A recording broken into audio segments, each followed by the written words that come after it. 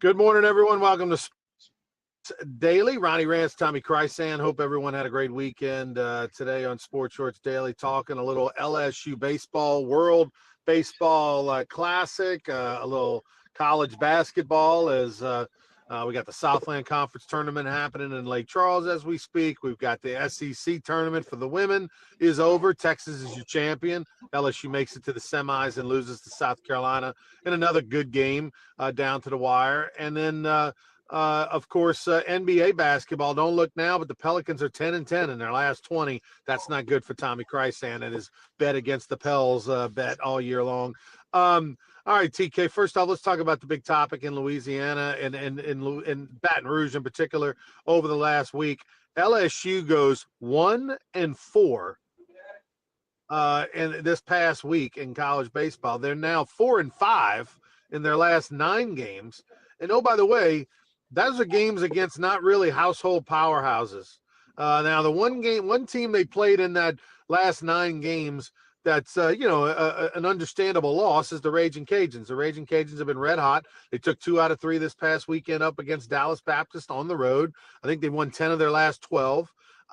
They won a midweek game at home, which is something they do quite frequently against LSU. So, okay, throw that game out, midweek game in Lafayette, one of the first real true road game of the year for the LSU Tigers. But Tommy, this team has now tumbled from first or second in the country in all the polls to outside of the top 10, and in one poll outside of the top 20. They're not playing like a team that's going to go to Omaha or a team that's going to be tough in the SEC. I was thinking last night when I was listening to you and Lynn, okay, how many games are going to win in the SEC? We know there's 30 on the schedule. And I'm thinking like 17. I mean, is that a fair number based on what I have seen? Certainly it could be more. Certainly it could be less. But Ronnie, Jay Johnson's speechless. It's hard. I don't know if panic button's the word, but I think scratch your head's the word. Like, okay, what do we have here? What do we got? You got an okay Creighton team coming into town tomorrow night at the box. Then you go to Nashville to play Vanderbilt, which is, Vanderbilt's better than the teams they've been playing. But this, nobody had more than one hit last night. They, one error. Gavin Guidry didn't have a good out, and he walked some people. I mean, it's just the pieces to the puzzle are just all over the place as we speak. As of today, which is what, March 9th. The one thing I will say is that the 3 starting pitchers for LSU, Evans, Moore, and Schmidt, you should have a decent amount of confidence in them going into SEC play that they're going to give you a chance to win, right? They're going to be throwing a lot of strikes. They're going to be around the zone with multiple types of pitches. They're going to be competitive. They're going to give you a chance after 5-6 innings to be in that ball game. I do believe that. The problem is the offense is so horrible right now, is so incompetent that you have to be perfect as a pitcher, which then adds additional pressure. You can't just go out there and go 6 innings and give up 2 runs. You got to go out there and pitch 6 innings and have a shutout. And that's just not going to happen consistently in the SEC. And, LSU offensively over the last 9 games is batting like 230. It's 240, something like that. It's terrible. And so that's not going to get it done. And Tommy, yesterday, Timothy, the starting pitcher for the starting pitcher for Sacramento State. Let me tell you who this guy is. This is a guy who throws 88 to 91 miles an hour, mostly 88 to 90 miles an hour with his fastball.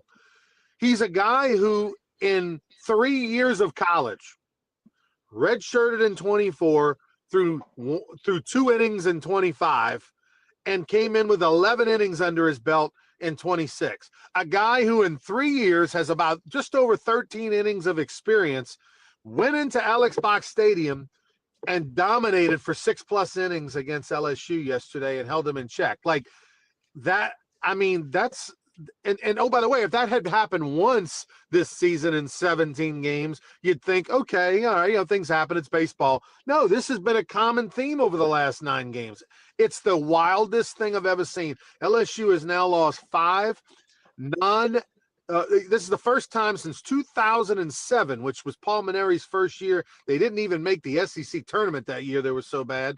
This is since the first time since 2007, LSU's lost 5 pre-SEC games to non-Power 4 schools. Think about that. Wow. Non-Power 4 schools, they've lost 5 times prior to SEC play beginning. That's in 17 games. That's the first time since 07, and we know that team was not very good.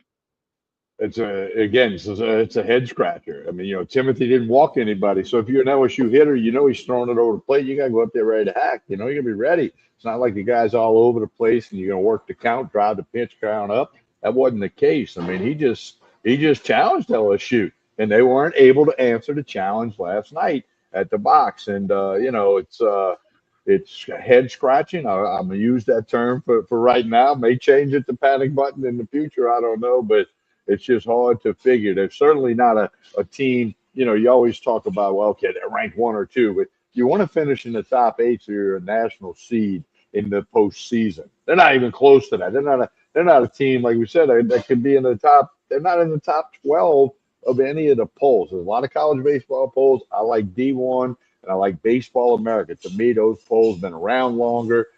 Perfect games, whatever. But there's one college baseball poll. College baseball, that's a media outlet, has them 24th in the country. 24th. Yeah. Okay. Here's the thing, Tommy. If you take LSU's name off of their chest and you just look at their record, their statistics, yeah, they deserve to be 24th or worse. Here's 2 things that jump out. Last year, LSU had the best fielding percentage of any team ever, 981. Best LSU fielding team in LSU history, right? 981 fielding percentage. This year, their fielding percentage is like 960 something, 66 or something like that. Okay, or 64 or whatever. The catching play is awful. Just receiving and blocking and framing, and the ball jumps out of the catcher's hand all the time. It boxes up pitches, makes pitches look worse than there are. That doesn't block very well. So that's a bad thing. That's probably going to continue all year long and be a struggle point. You're not helping your pitchers. And, oh, by the way, you need it. When you're not going to score runs, you got to be great defensively. They're not. Okay. Not just the catching position. Milam's doing his job, hasn't made an error out there in the outfield. But even someone like Jake Brown's got 2 errors in the outfield. Sometimes most outfielders play the whole season, might not have an error or maybe just 1. He's already got 2 through the first 14 games of the season. Drop the ball and then let a ball get away from him on a grounder. So this team in general is not what defensively going to be great defensively fielding the ball. And the other thing is just offensively. Offensively, the batting average is way down. They came in yesterday hitting 298 as a team. They went down from there. I don't know where it lands today, 296 or whatever. But like last year, they were hitting 335 at this point in the season. They're hitting under 300 this year. So just those stats alone, when you look at fielding percentage and batting average, and oh, by the way, the team ERA is over 4. There's a lot of team ERAs that are under 4 at this point in the season against this kind of competition. So they're not a top 10 team, other than, that guy was ranked higher. That guy's 6'5" and throws 97, potential. Yeah. Potential. They're number 1, but right now they're playing like a team that's not very good. And the concern, Tommy, is that you're coming into the hard part of the season. Now, here's the good part. Florida lost 2 out of 3 to High Point. Tennessee lost 2 out of 3 to Wright State. Vandy lost 2 out of 3 to North Dakota State. Arkansas got beat by Stetson yesterday. They play game 4 of the series today. So maybe some other teams aren't, world beaters either, and that gives you a chance. But right now, I don't know what the answer is, and I don't think Jay Johnson knows what the answer is. Sometimes, as Skip Bertman used to say, this is what he used to tell us.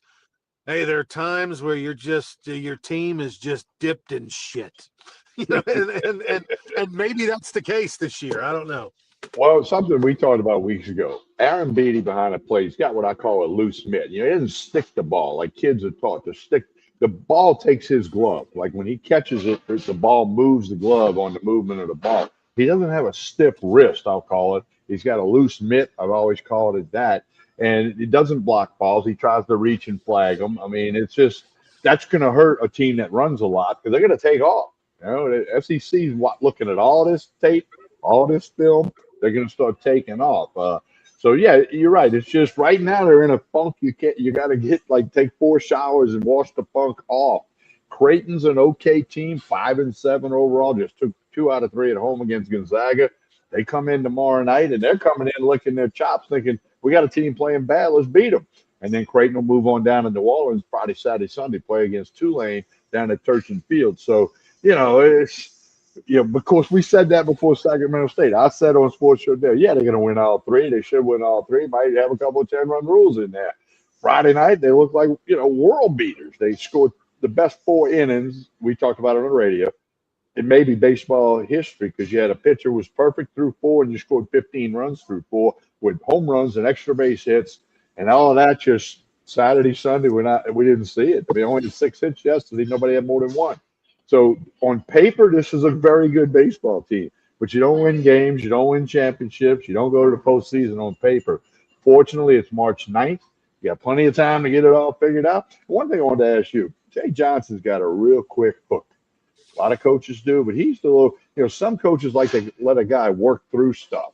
Jay Johnson, if you come in the game and hit a batter, you're out. He doesn't, that can hurt that staff mentally a little bit, knowing that, hey, if I'm not perfect, he's pulling me out of the game. Every kid wants to be in a game. Every pitcher wants the ball to help his team. So, again, we can point a lot of things. I'll be honest with you, Tommy. I don't know that I disagree very often with Jay Johnson when he makes the pitching changes. And I'll tell you why. Like yesterday, Cooper Williams came in the ballgame. Well, Cooper Williams came in to face a lefty with 2 outs and a couple runners on. Like his job was to get that guy out. I think they had Rizzi up in the pen ready to go. Like Rizzi was going to start the next inning, right? And so his job was just to come in, face the one lefty, get him out, get the inning over, and then go to the 9th and let Rizzi start the 9th. And Williams comes in and he hits the guy on the 3rd pitch. I mean, he throws a really good breaking ball, good lefty curve to the lefty batter, throws a freeze ball, curve ball to get him over 0-1. Then he throws a non-ball, fastball. Like a non-ball means the hitter didn't even have a decision to make. It was so far high and outside, right? Like it wasn't close enough for the guy to even like consider. It was just that's way out there. So he misses his spot by 3 feet. Then he overcorrects. Actually, it was a righty. Because I guess they pinch hit. Yeah, that's what it was. They turned him. They pinch. Williams came in to face the lefty. They pinch hit the righty. Then he hits the righty because he overcompensates. He's trying to bite the shirt. I'm going to hold on to the ball longer. Bam, runs in and hits him on the ass. So at that point, yeah, I have no problem with them pulling Cooper Williams because his job was to get 1 out, get out of the inning, and face Rizzi, and he surely didn't do anything to say, oh, let me leave him in there a little bit longer. He missed with 2 fastballs by combined 6 feet. so and then other guys that he's had the quick hook for is because statistically, Tommy, they don't have good numbers. They're not having good years. I know. What's the kid? The Wofford pitcher, 26, who was so good last year. Oh no. No. The transfer from LSU. Look him up real quick because it's the name. The best pitcher of the reliever they had last year, not named Kason Evans. I'm drawing a blank on his name. Oh my gosh. I'm drawing it too. I'm gonna get it pretty quick here. I want to take the time to get the story right because I know he got his feelings hurt. Yeah. Let's see. Baseball. I know the LSU baseball. 26, LSU right-handed pitcher. Transfer from Wofford, senior, change-up pitcher, 90 fastball, 80 change-up, throws the change-up anytime, any place. Look him up on the roster. All right, I'm ripping through the roster right now. Let me put it in the other form here. 26, Tommy. Yeah, no, I got it. Give me a second here. Zach Cowan. Okay, Jesus.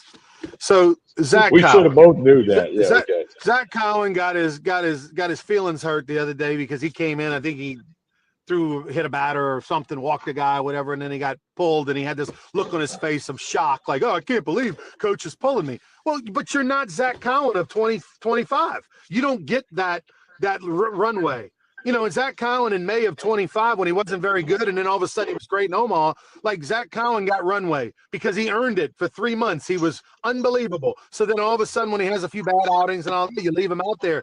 But in 26, Zach Cowan has not been good. He hasn't been good at all. And so he's just a dude now. He's just like all of them. Throw him in a bag. You come out, you hit the first guy, bam, you're out. You know what I mean? Like, and so there's too many dudes like that right now. You know, unfortunately, Gavin Guidry the last couple of times hasn't been Gavin Guidry. He came in yesterday, 18 strikeouts, 1 walk, and then he walked 2 guys in an inning, and gave up a hit and all that. And look, I understand you can't be perfect all the time. And look, the reality is that your goal as a reliever is to do the job 4 out of every 5 times you go out there, that you're able to do the job. That's the minimum kind of standard. Right now, who do they have in that situation? Where again, we're back to where we kind of always find ourselves, Tommy. It doesn't matter how big and strong and pro prospect, and this guy throws 97 and all the things. I mean, we've heard that story over and over from LSU baseball over the years. This guy's going to play in the big leagues. Oh, he's such a prospect. Can you do the job 4 out of every 5 times? I don't care how hard you throw. I don't care how good you look in a uni. I don't care how many stars you have. LSU doesn't have a lot of those guys. They got 3 starters that qualify as those guys, but out of the bullpen right now, give me 4 guys that you have that kind of confidence that you can put in the game, and they're going to do their job 4 out of every 5 times they go out there. They don't have them right now. So combine that with not hitting, and combine that with having a below average fielding team, and you find yourself ranked 24th in one poll. Yeah, I agree with you completely. You know, there's a lot of time to figure it out, or get out of the funk, stop scratching your head, whatever you want to do. But hey, we'll see what happens. Are you working the game tomorrow night, you and Lynn? I will be working the game tomorrow night.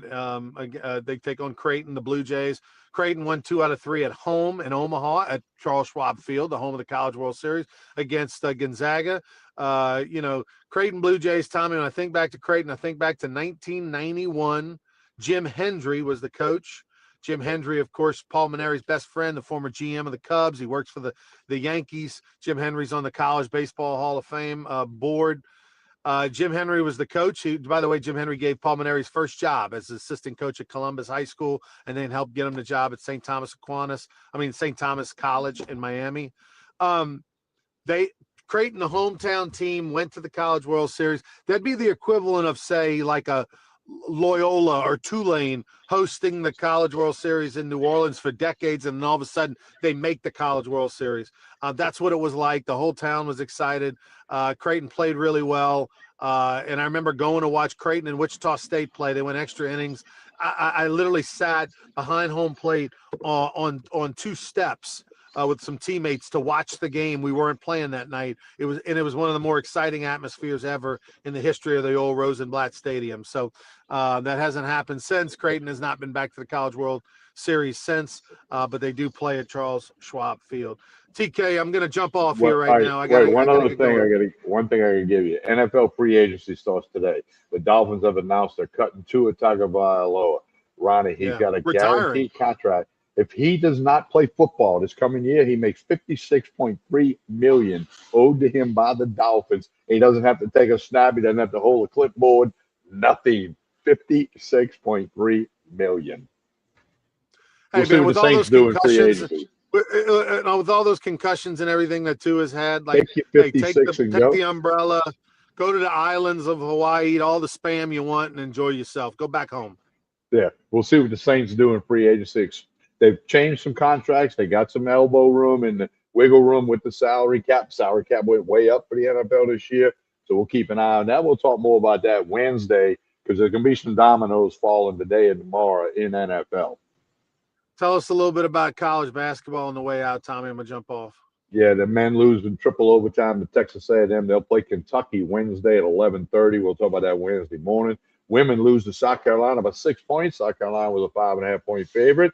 Then Texas blows out South Carolina in the women's SEC championship game.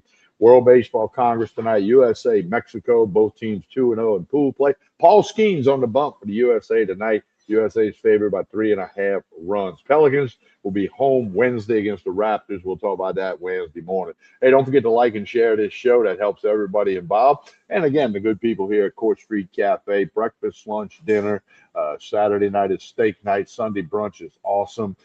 Check them out on Facebook and Instagram. You can keep up with the lunch specials, the dinner of the week, the dinner specials, the drink specials. Court Street Cafe in Port Allen. Jason and the staff here do a tremendous job. We'll be back Wednesday morning with another episode of Sports Short Daily. Don't forget, check out on YouTube, Sports Shorts, YouTube, Tommy Chrysan. We'll have clips from today's show, little brief clips will be posted today, tomorrow, at random. Just check them out. They're a minute and 20 seconds long. You can get it all going. All right, everybody have a great Monday and a great week.